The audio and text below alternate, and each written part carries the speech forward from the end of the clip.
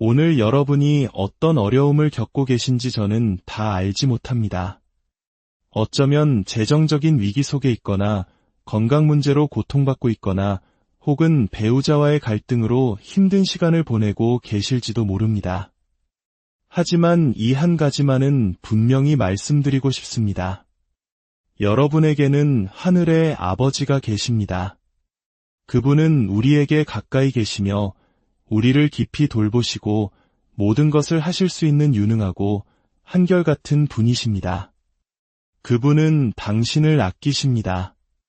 혹시 지금 인생의 가장 어두운 터널을 지나고 있다면 고통스러운 현실에서 잠시 눈을 돌려 하늘 아버지를 바라보십시오. 당신의 삶에 일어나는 모든 일을 아시고 모든 것을 보시며 모든 상황에 마음 아파하시고 그 모든 것을 바꾸실 능력을 가지신 분, 당신이 그분을 신뢰하기만 한다면 기꺼이 당신을 도우실 바로 그 하나님 아버지를 말입니다. 인생의 가장 어두운 날을 지날 때 우리가 반드시 기억해야 할 4가지 진리가 있습니다. 첫 번째, 우리에게는 나를 사랑하시는 하늘 아버지가 계시다는 사실입니다. 이것이 가장 기본이며 가장 중요한 진리입니다. 어두운 시간을 보낼 때 가장 먼저 떠올려야 할 생각입니다. 예수님께서 우리에게 기도를 가르쳐 주실 때 하늘에 계신 우리 아버지여 라고 기도하라고 하셨습니다. 이 가르침은 당시 사람들에게 엄청난 충격이었습니다. 그때까지 대부분의 종교와 신앙은 신을 멀리 있고 거대하며 강력한 우주적인 존재로 가르쳤기 때문입니다.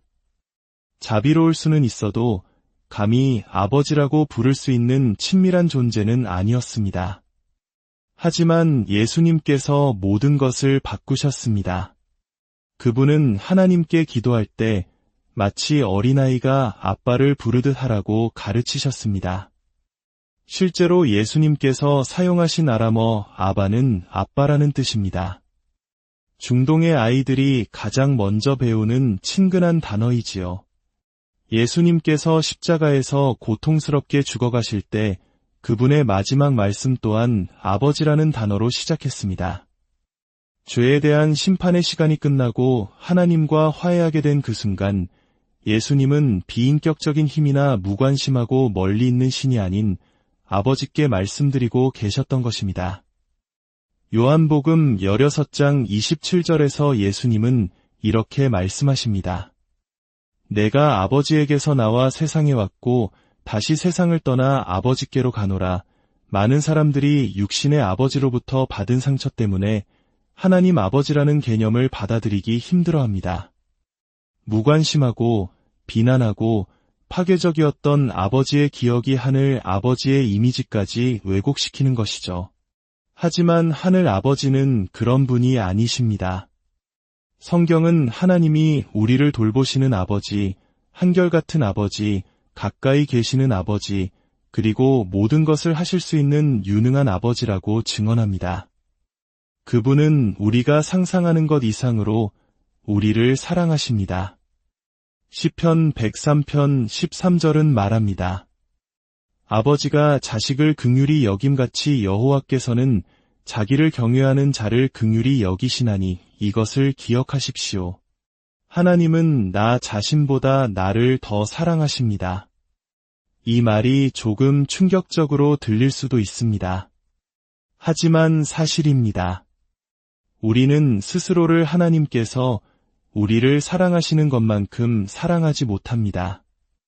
왜냐하면 하나님은 사랑 그 자체이시며 모든 사랑의 근원이시기 때문입니다. 지금 당신이 어떤 어려움에 처해 있든 이 사실을 붙잡으십시오. 나에게는 나를 사랑하시는 하늘 아버지가 계신다. 두 번째로 기억해야 할 진리는 나의 아버지는 신뢰할 수 있는 분이라는 것입니다. 하나님은 단지 우리를 사랑하실 뿐만 아니라 우리가 온전히 믿고 의지할 수 있는 분입니다.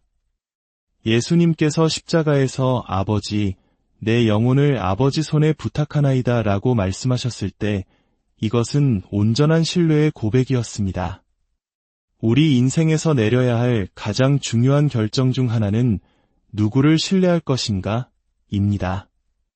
저는 여러분께 모든 것을 아시고 언제나 당신의 유익을 최우선으로 생각하시며 때로는 아프게 들릴지라도 항상 진실만을 말씀하시는 분께 당신의 신뢰를 두라고 권하고 싶습니다. 그런 분은 오직 한 분, 바로 완전하신 하나님뿐입니다.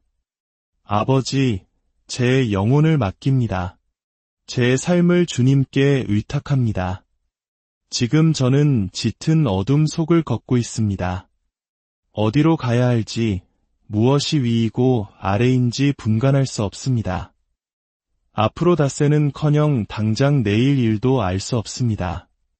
하지만 제 영혼을 아버지의 돌보심에 맡깁니다.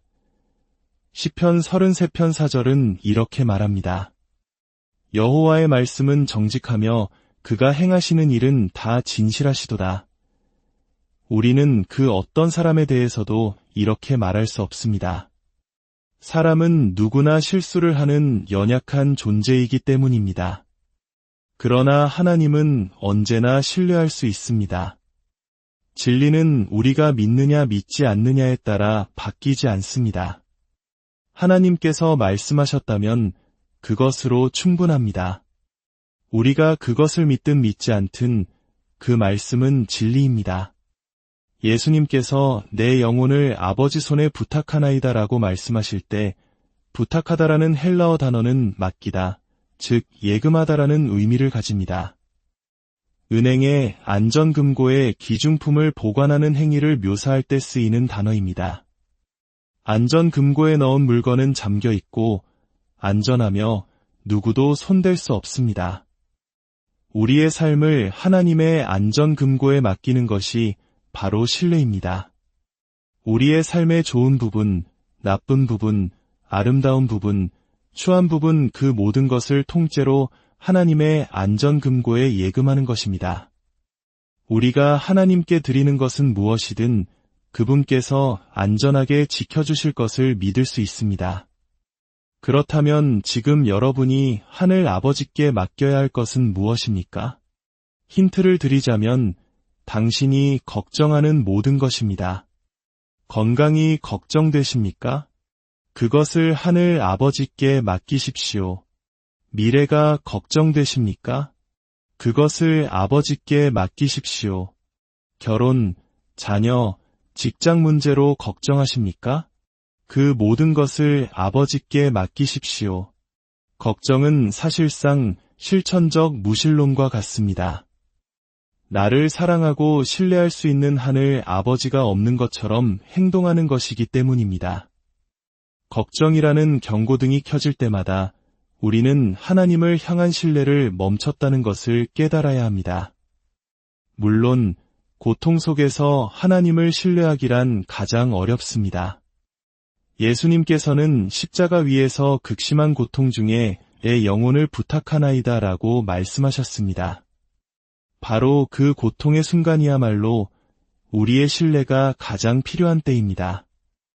사도 바울은 감옥에서 고난을 겪으며 이렇게 고백했습니다. 나는 내가 믿는 자를 내가 알고 또한 내가 그에게 의탁한 것을 그날까지 그가 능히 지키실 줄을 확신함이라. 어떤 분들은 제가 믿음을 꾸준히 지킬 수 있을지 자신이 없어요. 약해져서 떠나게 될까 봐 두렵습니다. 라고 말합니다. 작은 비밀을 알려드리겠습니다. 당신의 구원을 지키는 것은 당신의 몫이 아닙니다. 바로 하나님의 몫입니다. 당신이 할 일은 당신의 삶을 하나님의 안전금고에 넣는 것뿐입니다. 열쇠를 돌리고 안전하게 지키시는 분은 하나님이십니다. 마치 어린아들이 절벽 끝에서 아빠의 손을 놓으려 해도 사랑하는 아버지가 아들의 손을 절대 놓지 않는 것과 같습니다. 우리가 때로 하나님의 손을 놓으려 할지라도 하늘 아버지는 결코 우리를 놓지 않으십니다. 그분은 우리가 맡긴 것을 능히 지키시는 분입니다. 지키는 것은 그분이 하시는 일이고 우리가 할 일은 그저 신뢰하는 것입니다. 세 번째 진리는 나의 아버지는 내가 볼 수 없는 것들까지 돌보고 계신다는 것입니다. 우리는 눈에 보이는 물질적인 세계만을 봅니다. 하지만 보이지 않는다고 해서 실제하지 않는 것은 아닙니다.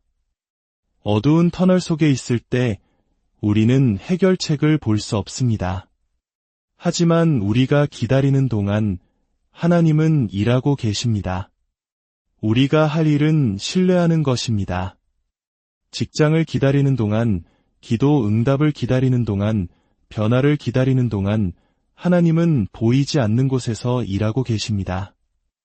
예수님께서 내 영혼을 부탁하나이다 라고 하셨을 때 영혼이라는 단어는 우리가 육체 그 이상의 존재임을 암시합니다. 욥은 이렇게 고백했습니다. 그가 왼쪽에서 일하시나 내가 만날 수 없고 그가 오른쪽으로 돌이키시나 배울 수 없구나. 그러나 내가 가는 길을 그가 아시나니 그가 나를 단련하신 후에는 내가 순금같이 되어 나오리라. 지금 당신이 겪는 어둠은 시험의 과정입니다. 비록 당신의 눈에는 하나님이 보이지 않지만 그분은 당신을 보고 계시며 당신이 볼 수 없는 것까지 보고 계십니다. 사도 바울도 고린도 후서 4장에서 말합니다. 우리가 잠시 받는 환난에 경한 것이 지극히 크고 영원한 영광에 중한 것을 우리에게 이루게 함이니 우리가 주목하는 것은 보이는 것이 아니요 보이지 않는 것이니 보이는 것은 잠깐이요 보이지 않는 것은 영원함이라. 지금 겪는 문제보다 하나님의 목적이 더 크다는 것을 믿고 문제 대신 그 목적의 시선을 고정하십시오. 마지막 4번째 진리는 나의 아버지는 내가 그분의 손에 맡기는 모든 것을 감당하실 수 있다는 것입니다. 그분은 나를 사랑하시고 신뢰할 수 있으며 보이지 않는 영역까지 돌보실 뿐만 아니라 내가 드리는 그 어떤 무거운 짐도 능히 감당하실 수 있는 분입니다. 하나님의 손은 얼마나 클까요? 첫째, 하나님의 손은 나를 축복하시기에 충분히 큽니다. 둘째, 하나님의 손은 나를 영원히 안전하게 지키실 만큼 강합니다. 요한복음 10장에서 예수님은 말씀하십니다. 내 아버지께서 그들을 주셨음에 내 아버지의 손에서 아무도 빼앗을 수 없느니라. 사탄조차도 당신을 하나님의 손에서 빼앗아 갈 수 없습니다. 셋째, 그리고 가장 중요한 사실은 그분의 손에는 상처가 있다는 것입니다. 예수님의 손에는 못자국이 남아 있습니다. 천국에서 우리 모두는 흠없는 완벽한 몸을 갖게 될 것입니다. 천국에서 유일하게 상처를 가진 분은 오직 예수님뿐입니다. 그 상처는 우리를 구원하기 위해 치르신 대가를 영원히 기억하게 하는 사랑의 증표입니다. 이사야 49장은 말합니다. 내가 너를 내 손바닥에 새겼고 십자가의 못자국을 볼 때마다 예수님은 말씀하시는 듯합니다. 내가 너를 이만큼 사랑한다. 사랑하는 여러분, 지금 어떤 시간을 보내고 계시든지 바울의 고백을 기억하십시오. 그는 극심한 고난 속에서 살 소망까지 끊어졌다고 말했습니다. 그러나 그는 이렇게 덧붙입니다. 이는 우리로 자기를 의지하지 말고 오직 죽은 자를 다시 살리시는 하나님만 의지하게 하심이라. 어릴 적 밤에 무서움을 느낄 때면 부모님 침대로 달려가 그 사이에서 잠들곤 했던 기억이 납니다. 제가 잠들고 나면 아버지는 그 크고 강한 팔로 저를 안아 제 침대로 옮겨주셨습니다. 아침에 눈을 뜨면 저는 언제나 제 방 제 침대 위에 누워 있었습니다. 제가 잠든 사이 사랑하는 아버지가 저를 마땅히 있어야 할 곳으로 옮겨주셨기 때문입니다. 이것이 바로 예수님을 믿는 성도가 죽음을 맞이하는 모습에 대한 완벽한 그림입니다. 언젠가 우리가 이 땅에서 잠들게 될 때 하늘 아버지께서 그 사랑의 팔로 우리를 안아 우리가 영원히 있어야 할 곳, 바로 천국으로 데려가실 것입니다. 아버지, 내 영혼을 아버지 손에 부탁하나이다. 이 고백은 죽음의 순간에만 필요한 것이 아닙니다. 우리 삶의 매일, 매 순간 필요한 기도입니다.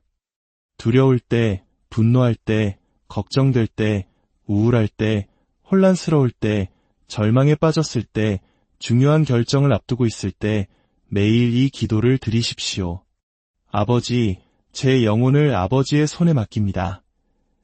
이 귀한 말씀을 듣는 모든 분들의 삶에 하늘 아버지의 위로와 평강이 가득하기를 기도합니다.